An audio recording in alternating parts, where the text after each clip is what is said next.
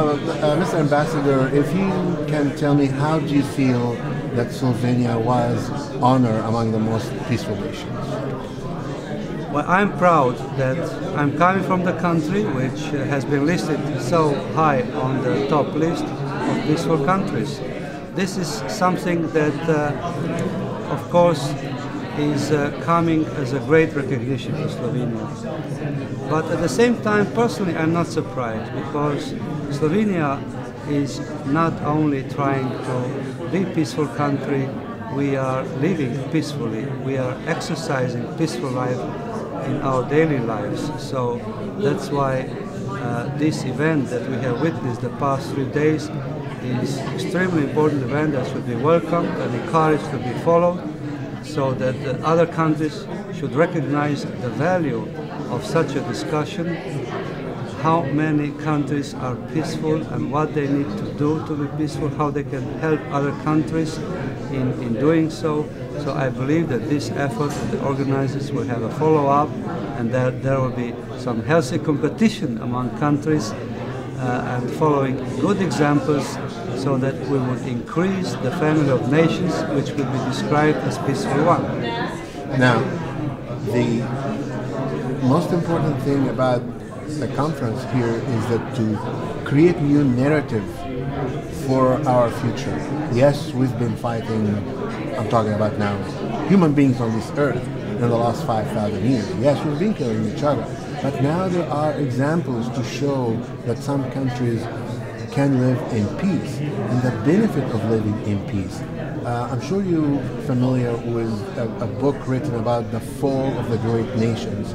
And in this book, he tracked down the superpower throughout history and figured out that the most important reason for their fall is military expenditures.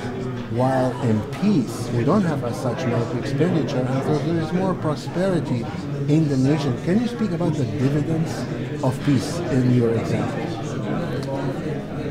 Well, you need not to have in-depth studies to prove, the thesis that when country is unstable, when country is in turmoil, in conflict with your own citizens, with your neighbors, globally, then it hurts this country's development, it hurts its progress.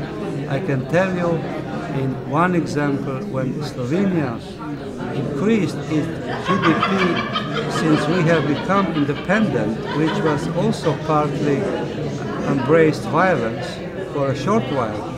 But since then, when we embarked on the road of democratic development, prosperity, stable environment, our GDP has increased 5 times. Now, that is self-explanatory. This tells by itself that peace pays off, that peace is something that all citizens can profit of, not only states, but citizens. How do you see the future of this movement in collaboration with the United Nations? That is exactly what I have suggested to the organizers, that this initiative should be brought closer to the United Nations.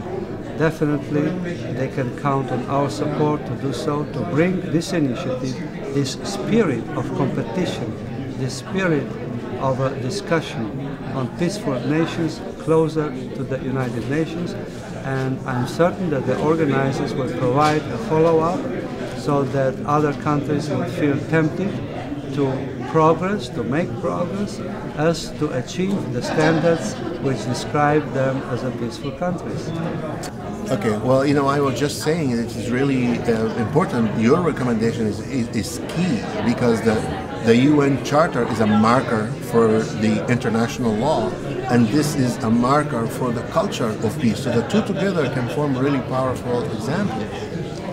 Definitely, it is never enough of effort to promote the culture of peace.